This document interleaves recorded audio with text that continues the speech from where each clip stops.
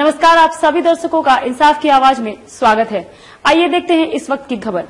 74वां स्वतंत्रता दिवस पूरे देश में मनाया जा रहा है। उधर बिष्टुपुर के गोपाल मैदान में जिला प्रशासन द्वारा झंडोत्तोलन कार्यक्रम का आयोजन किया गया, जहां झारखंड के स्वास्थ्य मंत्री बन्ना गुप्ता ने झंडोत्तोलन कर जिले को संबोधित किया।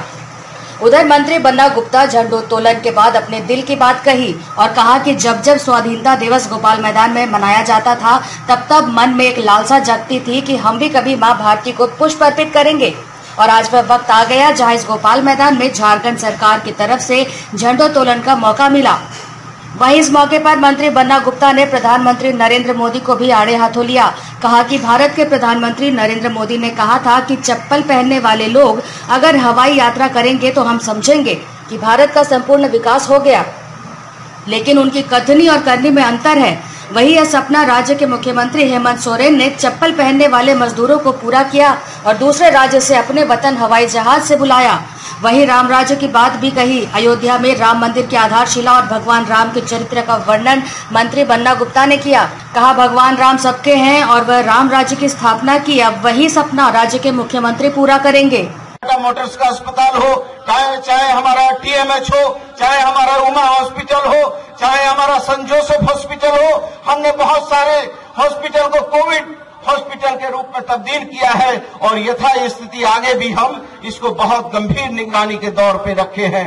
साथ ही साथ जो हमारे प्रवासी भाई आए हैं, जिनको पेपर लिखता है प्रवासी मजदूर, हम उनको कहते हैं झारखंडी भाई। और हमको माननीय प्रधानमंत्री जी की वो बात याद आती है जब प्रधानमंत्री जी ने संबोधन में कहा था कि हम इस देश को तब आगे देखेंगे जब जिनके पैर में, गरीब के पैर में चप्पल नहीं होगी, वो जहाज पर जब सफर करने लगेंगे तो हम समझेंगे कि भारत उन्नति के रास्ते को और समृद्धि के रास्ते को प्रशस्त कर रहा है।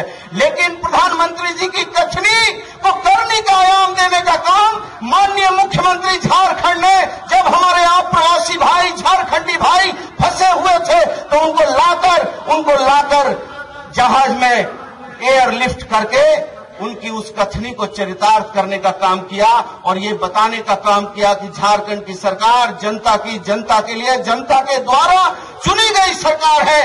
इसको प्रमाणित करने का काम किया। हम ऐसे ओजस्वी मुख्यमंत्री को भी बहुत बहुत इस मंच से धन्यवाद देते हैं।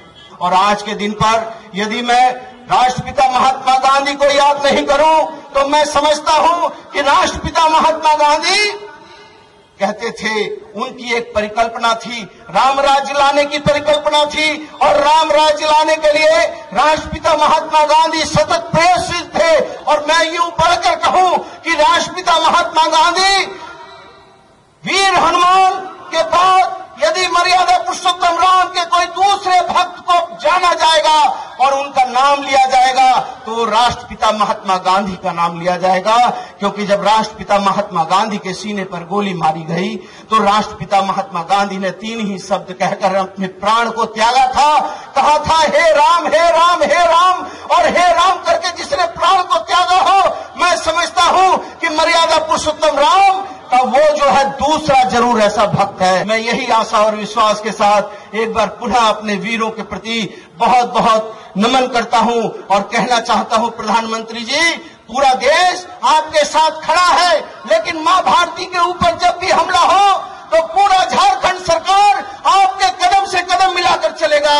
लेकिन मां भारती के उन जहाबाजों को मां भारती के आंचल में चीन लहू वहन कर रहा है। तो ऐसी परिस्थिति में इसको मुकम्मल जवाब देने की जरूरत है। जब कारगिल का युद्ध हुआ था तो हमारे वीरों ने जान गंवाई थी और टाइगर हिल पर कब्जा करने के लिए ऊपर से गोली चलती रही, नीचे से जवान लड़ता रहा। और आज उसी की तर्ज पर हमको मां भारती के सपूतों को, जिन लोगों ने लहू लुहान किया है, उनको मजबूत जवाब देने की जरूरत है।